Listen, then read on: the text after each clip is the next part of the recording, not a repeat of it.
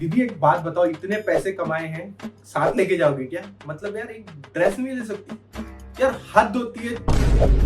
मगर लिटरली दीदी मच्छरदानी। ओ भाई मारो, मुझे मारो। ऐसे भगवान, मैं तुझे एक ही चीज कहना चाहूंगा, या तो इनको बुद्धि दे या फिर मुझे इतनी क्षमता दे कि मैं इनको रोस्ट कर करके इनका रोस्ट कर दूं, ठीक है? और बाकी यार मच्छर भी लाइक मच्छर बोल रहा होगा मतलब पहले तो जैसे तैसे हम घुस जाते थे, खून चूस लेते थे, अब खून कैसे चूसेंगे?